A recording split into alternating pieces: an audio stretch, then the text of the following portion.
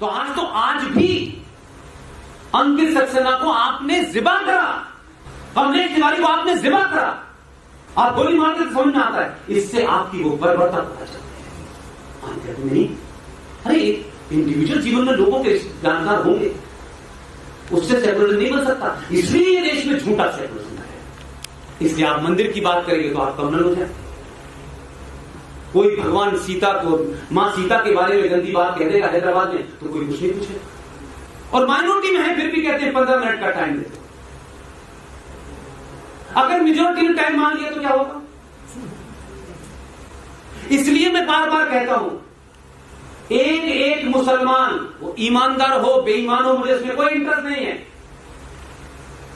अगर मुसलमान की यह गलतफहमी है कि वो माइनॉरिटी में रहते हुए इस देश के अंदर आतंक फैला सकता है, तो आतंक के बारे में जिन लोगों ने न किताबें पढ़ी न जानते हैं, उन्हें पता नहीं कि आतंक बनता कौन है और आतंक कौन फैलाता है।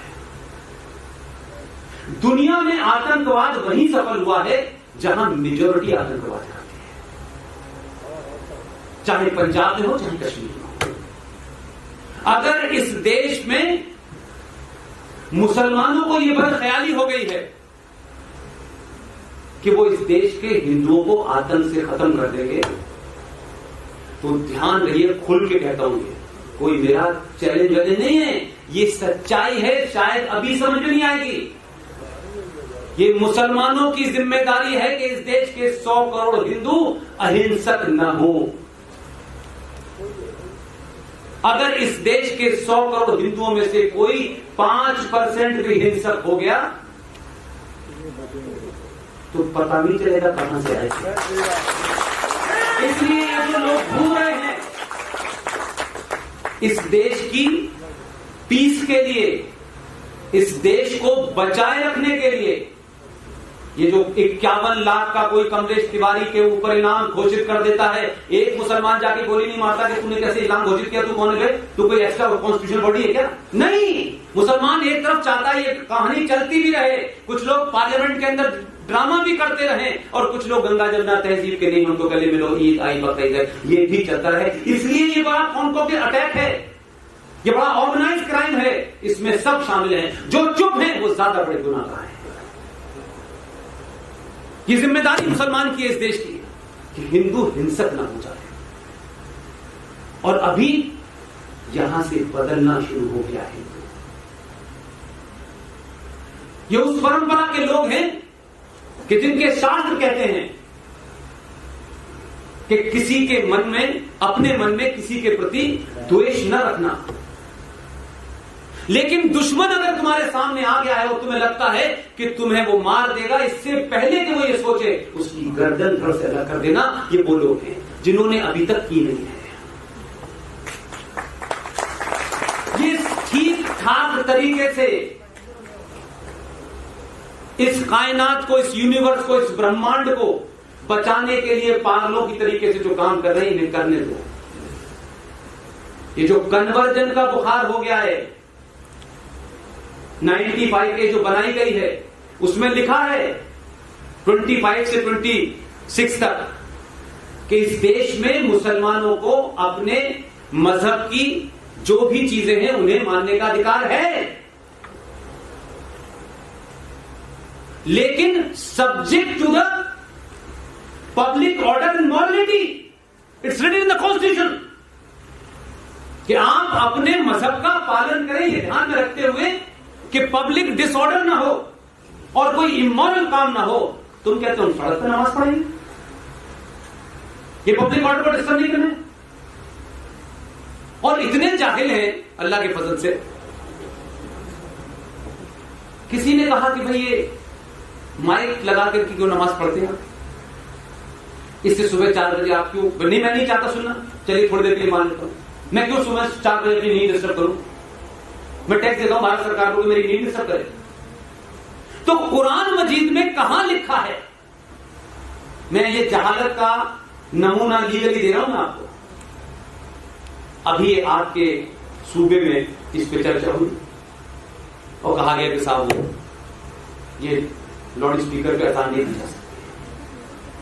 तो कुछ लोग ऐसे भी हैं कि उनकी अकल टकनों में है। कोर्ट में चले गए, जज साहब को निहायती जाहिल समझ रहे थे। जज साहब से कहते हैं कि उन्होंने पूछा कि अजान का जिक्र है,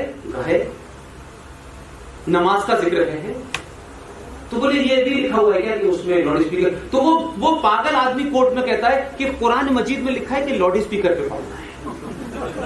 तो जज ने पूछा कि जब कुरान और अल्लाह आए थे, इस्लाम आया था, तब तो लाउड स्पीकर नहीं था, 100 साल पहले से लिख दिया था। बोले लिखा है सर इसमें, वो बार बार भेजा है, बता नहीं पाया, बैन लग गया। क्या फ्रॉड है इस देश के अंदर? ये काम मुसलमान खुद नहीं कर सकते थे, कोर्ट क्यों जाएंगे? और फिर आप उस अजान को पॉलिटिकल एजेंडे की तरह इस्तेमाल करते हैं। एक ही मोहल्ले में 50 मस्जिदें हैं अलग अलग। वाह, ये कोई इस्लामिक स्टेट है क्या? तो वहां सेकुलर नहीं होते, वहां ये चाहिए। 1995 में भारत की संसद के अंदर एक और बड़ा जघन्य अपराध हुआ है जिसे आपको जानना जरूरी है। हमें बताया गया ये जो वक्फ बोर्ड है ना, ये कुछ मुसलमान अपनी प्रॉपर्टी को 1995 का वक्फ बोर्ड एक्ट पढ़ लीजिए, उसमें तरमीम की गई क्योंकि कुछ चीजें नहीं दे पाए तो उनका नहीं, फिर दोबारा से देते हैं। 2013 में दुनिया के सबसे दानिश्वर अर्थशास्त्री ने भारत की संसद में वक्फ बोर्ड बिल पास करके उसको क्या पावर दी गई है पता है आपको? वक्फ बोर्ड के सेक्शन 40 में यह कहा गया है कि वक्फ बोर्ड जिस जगह को अपनी प्रॉपर्टी घोषित कर देगा उसकी सुनवाई आप कोर्ट में जाइए।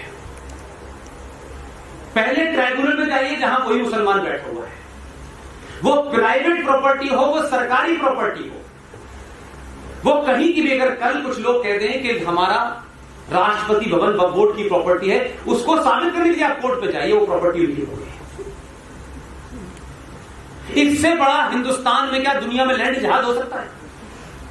ताजमहल को इसी की बुनियाद पे घोषित किया है, उस पर आप चुनौती नहीं दे सकते। और भारत में रेलवे के पास सबसे ज्यादा जमीन है पूरे भारत में, और नंबर 2 पे डिफेंस के पास है, और नंबर 3 पे वक्फ बोर्ड के पास है। 47 से ज्यादा भयानक स्थिति है। इसलिए आपने एक और चीज देखी होगी, नेशनल हाईवे के ऊपर यकायक आप चलेंगे, 6 महीने बाद आपको वहां एक मजार मिल जाएगी। मजार में फकीर है, कुत्ता है, बिल्ली है, किसी को नहीं पता। यकायक नेशनल हाईवे पे कौन पीर पैदा हुआ था और कौन मर गया था, वहां पता चला कि उन्होंने एक मजार बना दी। मजार खड़ी हुई, वो मजार कुछ दिन के बाद वक्फ बोर्ड की प्रॉपर्टी हो गई, क्योंकि आप तो देश सो रहा है, आपकी सरकारें सो रही हैं, आपकी व्यवस्था भ्रष्ट है। वो वक्फ बोर्ड की प्रॉपर्टी हो गई, अब आप क्लेम ही नहीं कर सकते। आपको उसी के ट्राइब्यूनल में जाना होगा जिन्होंने उस पर कब्जा किया है, और वो जो कानून बनाएंगे उस देश के डीएम और एसएसपी को उसको इंप्लीमेंट करना है। सुपर एक्स्ट्रा कॉन्स्टिट्यूशनल बॉडी है जिसे भारत की संसद में कांग्रेस पार्टी ने 2013 में बनाया। कहां लड़ रहे हैं आप? किस एजेंडे पे जा रहे हो? फिर कहते हैं यहां से, ये तो शरिया से ज्यादा खतरनाक है भाई। अगर शरिया नाम की कोई चीज है तो आप एक जगह छीन लेते हैं, एक जगह बचा लेते हैं, एक कानून से। ये कब तक चलेगा यार? पूरे देश की हालत ये है, पूरे देश की हालत ये है। इसलिए 1946 के मैंने हालात कहा, इसलिए 1946 के हालात। लिहाजा कोई बम धमाका कोई बड़ी चीज नहीं है। ये जो हो रहा है इस देश के अंदर, जो पता ही नहीं है आपको कि आप एक धीरे धीरे एक ऐसे बम पे बैठे हैं कि वो कभी भी फटेगा और आपसे पूछेगा कि आप हैं कौन।